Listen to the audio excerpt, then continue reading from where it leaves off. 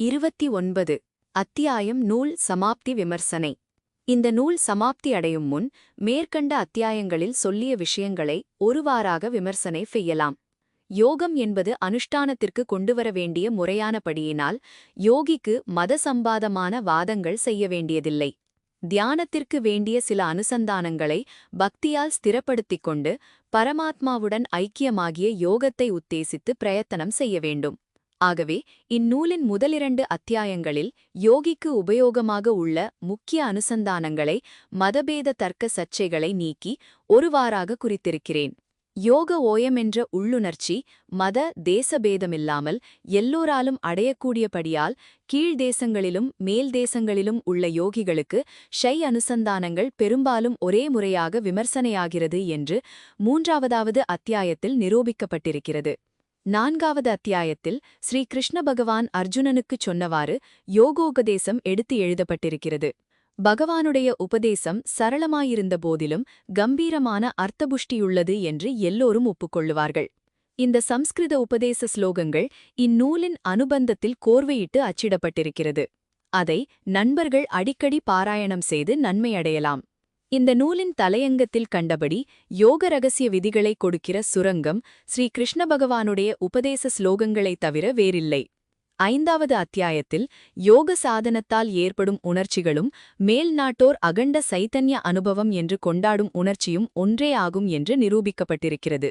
ஆறாவது அத்தியாயத்தில் யோகிகள் தமது சரீர கோசங்களின் சாதனத்தால் உணரும் சக்கரங்கள் சொல்லப்பட்டிருக்கின்றன. ஊர்த்வ ரேதஸ் என்ற விஷய பிரஸ்தாபனமும் அதையொட்டின மேல்நாட்டு வைத்தியர்கள் செய்யும் பால்யத்தை கொடுக்கும் பிரக்கிரியையும் ரீஜுவினேஷன் ஆபரேஷனும் சொல்லியிருப்பது சுவனிக்கத்தக்கது. இச்சக்கரங்களானவை கீழாதாரங்களான மூலாதாரம், சுவாதிஷ்டானம், மணிபூரகம், அநாகதம், விசுத்தி, ஆக்னை என்ற 6 ஆதாரத்திற்கும் மேல ஊர்த்வ ஆதாரங்களாகிய சஹஸ்ரக கமல பிரதேசத்திலுள்ள பிந்துநாதம் முதலான சக்கரங்கள் அடங்கியவை. இந்த ஊர்த்வ சக்கரங்களுடைய ஸ்தான நாமங்களும் இரண்டாவது அத்தியாயத்தில் சொல்லப்பட்ட பிந்துநாதம் முதலிய சூக்ஷ்ம சிருஷ்டி கிரமமும் சற்றேறக்குறைய ஒன்றுபட்டிருப்பதை கவனிக்கவும்.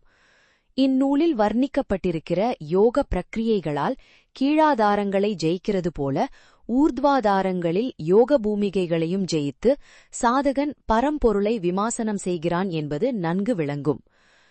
ஏழாவது அத்தியாயத்தில் சில ஆசனங்களைப் பற்றி சொல்லியிருக்கிறேன். எல்லா ஆசனங்களையும் எடுத்து சொன்னால் இந்நூல் விரிவடையும் என்று தேகாரோக்கியத்திற்கும் மனதை நிறுத்துவதற்கும் அனுபவ சித்தமாக நன்மை கொடுக்கும் சில ஆசனங்களை மட்டுமே சொல்லியிருக்கிறேன். விபரீத கரணி என்ற ஆசன விதானம் சொல்லுமிடத்து காலம் சென்ற சித்த யோகீஸ்வரரிடமிருந்து வெகுதூரத்திலிருந்த ஒரு சூக்ஷ்ம திருஷ்டி சித்தியுள்ள நண்பர் மூலமாக எனக்கு கிடைத்த உபதேசத்தை இந்நூலில் முதலாக வெளியிட்டிருக்கிறேன். 5. எட்டாவது அத்தியாயத்தில் பிராணாயாமத்தினுடைய சூக்ஷ்ம விஷயங்களை சொல்லி சாதாரண அபியாசங்களை ஏற்கனவே வெளிவந்திருக்கும் நூல்களிலிருந்து அறிந்து கொள்ளலாம் என்று சொல்லியிருக்கிறேன். ஔவையார் குரலிலிருந்து எடுத்துரைத்த உபதேசங்கள் மிகவும் ருசிகரமானவைகள். ஔவையார் சுமார் 2000 வருஷத்திற்கு முன்பிருந்த யோகீஸ்வரி. மேல்நாட்டில் சாஸ்திர ஆராய்ச்சி செய்பவர் தேக தத்துவங்களைப் பற்றி அநேகவித நுட்ப ஆராய்ச்சிகள் செய்திருந்த போதிலும் இடது வலது நாடிகளில் மாறி மாறி சஞ்சரிக்கும் பிராணவாயுவின் கதிவிசேஷங்களையும் அதிலிருந்து உண்டாகிற சூக்ஷ்ம ஸ்வர வாசி அனுபவங்களையும் சற்றேனும் கவனிக்கவில்லை. இப்பொழுது கவனிப்பார்கள் என்று நம்புகிறேன். இந்த அத்தியாயத்தில் நாடிகளில் ஓடும் ஸ்வரங்களுக்கும் அவைகளை கட்டுப்படுத்தும் மந்திரங்களுக்கும் இருக்கும் சம்பந்தத்துக்கு தேள்கடி மந்திர சிகிச்சையை உதாரணமாக சொல்லியிருக்கிறேன். மூன்றாவது அத்தியாயத்தில் சித்த விருத்தியை கட்டுப்படுத்தும் சில அபியாசங்களை சொல்லி அவ்விஷயத்தில் பதஞ்சலி யோக சூத்திரம் முதலான நூல்களை பார்க்கலாம் என்று கூறியிருக்கிறேன்.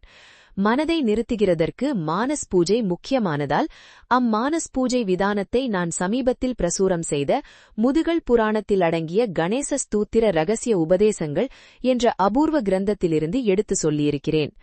யோக முறைகளுக்கும் மேல்நாட்டு சித்தவிருத்தி விவரண சாஸ்திர நிபுணர்கள் சைக்கோ அனாலிஸ்ட்ஸ் பிரக்கிரியைகளுக்கும் உள்ள தாரதமியங்களை எடுத்துரைக்கிறேன். 7. 10வது அத்தியாயத்தில் பிரணவ உபரசனை சொல்லப்பட்டிருக்கிறது. இந்த அத்தியாயத்தில் இதுவரையிலும் தமிழில் வெளிவராத காஷ்மீர தேசத்தில் பிராசீனமாக வழங்கி வரும் பிரணவோபாசனா விவரங்கள் எடுத்துச் சொல்லப்பட்டிருக்கின்றன. இவ்வத்தியாயத்தில் குறிப்பிட்ட உபனிஷத் சுருதி வாக்கியங்கள் ஸ்ரீகிருஷ்ண பகவான் உத்தரகீதையில் உபதேசித்திருக்கிற பிரணவோபாசனா மார்க்கத்தை விவரிக்கின்றன. 8. 11வது அத்தியாயத்தில் பரமசித்தரான ஞானேஸ்வரரால் அவருடைய பகவத்கீதா வியாக்கியானத்தில் 6வது அத்தியாய சம்பந்தமாக சொல்லப்பட்ட குண்டலினி யோக முறை விவரணம் மொழிபெயர்க்கப்பட்டிருக்கிறது.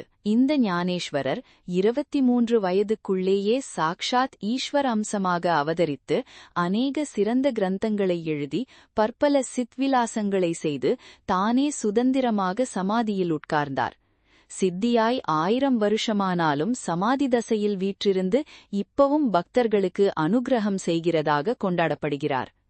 அவர் ஸ்ரீ மத்ஸ்யேந்திரநாதருடைய பிரதம சிஷ்யரானதால் அவருடைய குண்டலினி யோக பிரக்ரியையை மகாராஷ்டிர யோக பாஷையிலிருந்து ஒரு வார்த்தையும் விடாமல் ஜாக்கிரதையாக மொழிபெயர்த்திருக்கிறேன். முறை ஆராய்ச்சி செய்பவர்களின் உபயோகத்திற்காக மகாராஷ்டிர ஸ்லோகங்கள் உள்ளது உள்ளபடி முதல் அனுபந்தத்தில் அச்சிட்டிருக்கிறேன். ஸ்ரீ ஞானேஸ்வரர் யோகமென்று மற்றொரு கிரந்தமும் அருளிச் செய்திருக்கிறார். அக்கிரந்தத்திலிருந்தும் ஆங்காங்கு சந்தர்ப்பப்படி யோக முறைகளை வரும் அத்தியாயங்களில் எடுத்துரைத்திருக்கிறேன். அவைகளுக்குரிய மகாராவிட ஸ்லோகங்களையும் அனுபந்தத்தில் பார்த்துக் கொள்ளலாம். 9. இந்நூலின் 12வது 13வது அத்தியாயங்களில் ஸ்ரீ சபாபதி சுவாமிகளுடைய சரித்திரமும் உபதேசங்களும் கூறியுள்ளன. அவைகள் அகஸ்திய பகவான் முறையை அனுசரித்திருந்தாலும் முக்கிய அம்சங்களில் காஷ்மீரம், கைலாசம் அதாவது டிபெட் முதலிய பிரதேசங்களில் வழங்கி வரும் யோக முறையை ஒத்தே இருக்கின்றது. ஸ்ரீ சபாபதி சுவாமிகள் அகஸ்தியாஷ்ரம் யோகீஸ்வரரிடத்திலிருந்து யோக ஞான தீட்சை பெற்று கைலாசம் வரை சஞ்சாரம் செய்து 60 வருஷத்திற்கு முன் லாகூரில் பிரசங்கம் செய்தபடி என்னிடத்தில் ஒரு பிராசீன அச்சு பிரதி இருக்கிறது. அது சிறந்த யோக விஷயங்களைச் சொல்லுகிறபடியால் அத்தகைய யோக நிதியை இப்பொழுது வெளிப்படுத்துவது எனக்கு மிகவும் சந்தோஷகரமான கடமையாயிற்று. இத்துடன் 8வது படமாக அச்சிட்டிருக்கும் ஸ்ரீ சபாபதி சுவாமிகள் இயற்றிய ராஜயோக சக்கரம் மிகவும் அபூர்வமானது. 10. இந்நூல் 14-15 அத்தியாயங்களில் தாரக யோகம், சாம்பவி முத்திரை முதலான யோக ரகசியங்கள் இது மட்டும் வெளிவராத வகையில் அபூர்வ கிரந்தங்களிலிருந்து தேர்ந்தெடுத்து மொழிபெயர்க்கப்பட்டிருக்கிறது. இவைகள் யோக சித்திக்கு இன்றியமையாத முறைகள். ஆராய்ச்சி செய்பவர்களுக்கும் இது கவனிக்கத் தகுந்த விஷயம். தாரக கூறிய யோகத்தினால் மேல்நாட்டு சித்தர்கள் அகண்ட சிதானுபத்தை சேர்ந்த ஜோதிர் விமர்சனம் லபிக்கும். இதற்கு ஆதாரமான மண்டல பிராமண் நோபனிஷத் சுருதி வாக்கியங்களை அனுபந்தத்தில் காணலாம். 11. இந்நூலின் 16வது அத்தியாயத்தில் இதுவரையிலும் தமிழிலாவது ஆங்கிலத்திலாவது வெளிவராத காஷ்மீர தேசத்திய லயயோகம் சுமார் 1000 வருஷங்களுக்கு முன்பிருந்த ஸ்ரீ க்ஷேமராஜருடைய விரிவுரை கொத்து சொல்லியிருக்கிறேன். நாதானுசந்தான அனுபவத்தில் அந்தந்த யோக பூமிகளில் ஏற்படும் சப்தங்களுக்கு இங்கு கூறிய தாதாதம்ய வார்த்தைகள் மிகவும் அபூர்வமானவைகள். ஆராய்ச்சி செய்பவர்களுடைய உபயோகத்திற்காக அனுபந்தத்தில் ஸ்ரீ க்ஷேமராஜருடைய வியாக்கியானத்தை சற்று விரிவாகவே அச்சிட்டிருக்கிறேன். 12. இந்நூலின் 17வது அத்தியாயத்தில் நம்முடைய ஹிருதயாகாசத்தில் பரபிரம்மோபாசனை விவரமாகச் சொல்லப்பட்டிருக்கிறது. எல்லாவித யோகத்திலும் சிறந்ததாக ஸ்ரீ கிருஷ்ண பகவான் கீதையில் இதை உபதேசிக்கிறார். 13. 18வது அத்தியாயத்தில் யோக அமிர்த ஊற்று வர்ணிக்கப்பட்டிருக்கிறது. இது சகலவித யோகிகளும் ஒப்புக்கொள்ளுகிற விதி. சில மேல்நாட்டு சூக்ஷ்மதர்சிகள் இவ்வமிர்தத்தினுடைய ஸ்தூலாம்சத்தை சஹஸ்ர கமலத்தின் அருகாமையில் இருக்கும் பிட்யூட்டரி பாடி, பீனியல் கிளாண்ட் அதாவது 3வது நேத்திரம் என்ற உறுப்புகளினுடைய திரவம் என்று கருதுகிறார்கள். அது அன்னமய கோசத்தை பற்றின வரையில் ஒத்துக்கொள்ளத்தக்கதாகவே இருக்கிறது. ஆயினும் அவைகளுக்கு சரியான சூக்ஷ்ம கோச உறுப்புகளும் திரவங்களும் முக்கியமாய் விமர்சனம் செய்யத்தக்கவை. அப்படியே யோகாபியாசத்தார் சில உள்ளுறுப்பு சம்பந்தமான நாடிகளின் பிராண சஞ்சாரமும் அதனால் ஏற்படும் திரவங்களும் ஆராய்ச்சி செய்பவர்கள் கவனிக்கத்தக்கது. அந்த நாடிகள் 2 விதம். ஒன்று சிம்பத்தெட்டிக். இதனுடைய கிரியாம்சம் என்னவென்றால் உள்ளுறுப்புகளுக்கு செல்லும் இரத்தம் முதலான தாதுக்களை குறைத்து வெளியில் சண்டை சச்சரவு செய்யும் அங்கங்களுக்கு பலத்தை குடிக்கிறது. 2 பாராசிம்பத்தெட்டிக். இதன் பொறுப்பு வெளி சச்சரவுகளை குறைத்து உள்ளுறுப்புகளை போஷணை செய்வது. முதல் சொன்ன சிம்பத்தெட்டிக் நாடிகள் சண்டைக்குரிய விஷத்தை ஒத்த அட்ரினல் முதலான திரவங்களை விடுவிக்கிறது. பாராசிம்பத்தெட்டிக் அதற்கு நேர் விரோதமாக பிட்யூட்டரி முதலான அமிர்த திரவங்களை வர்ஷிக்கச் செய்கிறது. இந்த அமிர்த வருஷ அபிவிருத்திக்கு பশ্চিಮ மார்க்கம் கேசரி முத்திரை, விபரீத கரணி முதலான பிரக்கிரியைகள் மிகவும் உபயோகமாகின்றன. அன்னமய கோசத்தில் உள்ளபடி சூக்ஷ்ம கோசங்களிலேயும் அமிர்த தாரணை அனுசந்தானம் செய்ய வேண்டியது. இந்த சிறந்த பிரக்கிரியைகளை நண்பர்கள் ஆராய்ச்சி செய்து அனுபவித்து நன்மையடைவார்கள் என்று நம்புகிறேன். அத்தியாயத்தில் சொல்லிய காமகளா விலாச ரகசியமும் கவனிக்கத்தக்கது. 14. 19வது அத்தியாயத்தில் அஜப மந்திராபியாசமும் அதற்கு மேல் ஏற்படும் பশ্চিம மார்கானுபவமும் விவரிக்கப்பட்டிருக்கிறது. 20வது அத்தியாயத்தில் யந்திரோபாசனை விஷயமாக சற்று சொல்லி பிரசித்தி பெற்ற ஸ்ரீ யந்திரத்தை முதல் படமாக காட்டியிருக்கிறது. 21வது அத்தியாயத்தில் பிரம்மாண்ட பிண்டாண்டங்களின் ஐக்கியானுசந்தானம் சொல்லியிருக்கிறது. ஸ்திரீகளின் மாத தர்மமும் காமகளா விலாசமும் சந்திர திதி லய பிரகாரமே நடைபெறுகிறதென்று காட்டப்பட்டிருக்கிறது. ஜோதிட சாஸ்திரப்படி பிரம்மாண்ட பிண்டாண்ட ஐக்கியமும் மார்க்கண்டேயர் வரலாறும் கவனிக்கத்தக்கது. 15. 22வது அத்தியாயத்தில் ஜாகரத் முதலான அவஸ்தைகளுக்குரிய யோக சாதனங்களும் மண்டல பிராமணோபனிஷத் விவரணமும் மேல்காட்டாரின் ஆட்டோ சஜஷன் சிகிச்சையும் கவனிக்கத்தக்கது. கைலாய முறையில் நித்திரை ஆணை விதானமும் அதில் தோன்றுகிற ஒரு பிழையும் எடுத்துக்காட்டியிருக்கிறது. காலம் சென்ற பிரசித்தி பெற்ற புரொஃபசர் ராமனுஜத்துக்கு மேல்கணக்கு உபதேசங்கள் ஸ்ரீ நரசிம்ஹ பிரசாதத்தால் ஸ்வப்னத்தில் அபூர்வ காட்சியாக கிடைத்தது என்கிற சஹசியம் இந்நாவில் முதன்மையாக வெளியிடப்பட்டிருக்கிறது. புத்தி பிரஜ்ஞானம் என்பவைகளுக்கு மேல் கணக்கு சித்தாந்தமே கிட்டின் லக்ஷண வாக்கியம் என்னும் கொள்கை கவனிக்கத்தக்கது. அதையொட்டி புத்தியில் சரணமடை, பிரஜ்ஞானம் பிரம்ம, காயத்ரி இவைகளின் அனுசந்தானம் குறிக்கப்பட்டிருக்கிறது. 16. அத்தியாயம் 23லிருந்து 25 உள்பட அநேக சித்திகளை வர்ணிக்கின்றன.